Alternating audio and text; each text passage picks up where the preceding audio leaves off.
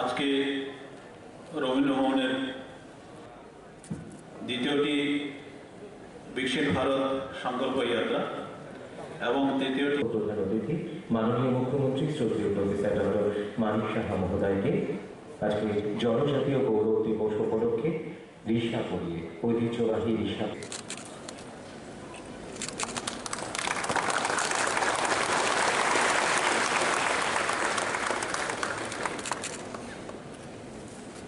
সংসদ থামপ্রাই মানগোনাं মন্ত্রী কুতাই চুমরুই তাই রিক্সা ইয়াফারি বরং হই দङ পারিছে याफाखौ नागारनानै गयदाव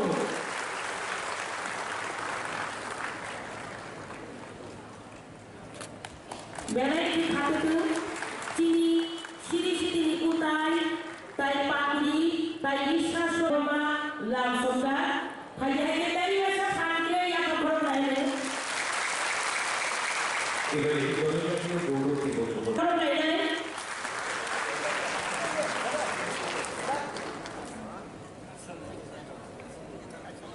성득렁이 공중마 산호르의 석자작 어바다오 찌니 বসনি হদা অগ্রাম যে কারণে জনসচেতনতা সুনিশ্চিত করতে এই কর্মসূচি বাস্তবায়নের লক্ষ্যে এই অভিযান শুরু করছে। প্রকল্প ও পরিষেবাসমূহের সুফল পৌঁছে দেওয়ার লক্ষ্যমাত্রা অর্জনে বিকশিত ভারত সংকল্প যাত্রা কর্মসূচির মাধ্যমে জনসচেতনতা বৃদ্ধির লক্ষ্যে এই যে আজকের এই 15ই নভেম্বর এখান থেকে শুরু হচ্ছে।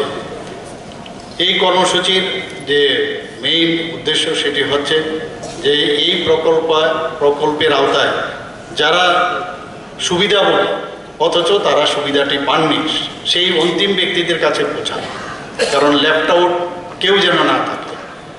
তো সেই কারণেই এই অভিযান এবং প্রকল্পগুলি সম্পর্কে যে তথ্যের প্রচার সচেতনতা গড়ে তোলা, পাশাপাশি প্রকল্পগুলি থেকে উপকৃত সুবিধাভোগীদের কাছ থেকে তাদের যে ব্যক্তিগত অভিজ্ঞতার ভাব বিনিময় ও যোগ্য সুবিধাভোগীদের বিস্তৃত বিবরণ সংগ্রহের মাধ্যমে তালিকাভুক্ত করা। এই কর্মসূচিতে গ্রামীণ এলাকার জনগণ এবং নগর কিংবা শহরাঞ্চল নাগরিকদের জন্য নির্দিষ্ট ফ্ল্যাগশিপ প্রকল্পে যে সচেতনতা গড়ে তোলা হবে এবং তাদের রেজিস্টার করা, তাদের নামের তালিকাভুক্ত করা। তাছাড়া এই কর্মসূচিতে জনজাতি অধ্যুষিত এলাকাকে প্রাধান্য দিয়ে রয়েছে বিশেষ প্রকল্প, যেমন সিকেল সেল এনিমিয়া দূরীকরণ অভিযান, একলব্য মডেল রেসিডেন্সিয়াল স্কুল তালিকাভুক্ত করা, scholarship scheme, forest right tribal Vandhan Vikas কেন্দ্রের সহায়ক গোষ্ঠী গঠন ও বনকে ভিত্তি করে উৎপাদন সামগ্রীর বাজারজাতকরণ। আমাদের রাজ্য আজ থেকে বিকশিত ভারত সংকল্প যাত্রা শুরু হচ্ছে। এই কর্মসূচিতে সরকারের প্রকল্প সম্পর্কিত তথ্য প্রচার সম্মিলিত 2টি ভ্রাম্যমাণ গাড়ির আনুষ্ঠানিক যাত্রা শুরু হবে এবং আমার কাছে যা খবর আছে যে অলরেডি রাস্তায় আছে গাড়ি। যদি এখানে ঠিক সময়ে চলে আসে তো নিশ্চয়ই আমরা সেটা ফ্ল্যাগ অফ করব।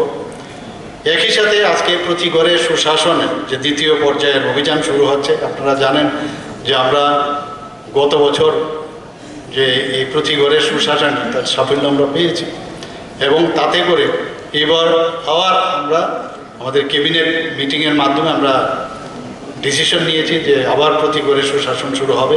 এতে করে যেসব সুবিধাগুলো অন্তিম ব্যক্তি পর্যন্ত পৌঁছায়নি সেইগুলো একই সাথে আমরা এই অভিযানের সাথে আমরা সেই কাজটা করব।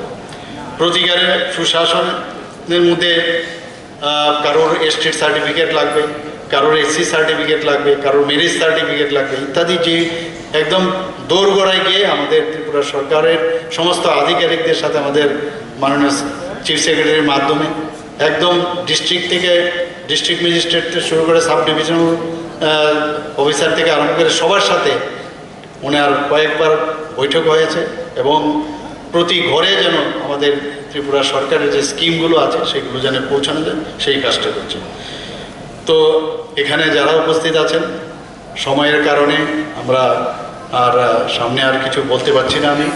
তো এখানে যারাই উপস্থিত মঞ্চে এবং আমার নিচে যারা এখানে উপস্থিত আছেন মঞ্চের নিচে, সবাইকে আমি হার্দিক অভিনন্দন ও শুভেচ্ছা জানিয়ে আমার বক্তব্য এখানে শেষ করছি। নমস্কার, জয় হিন্দ।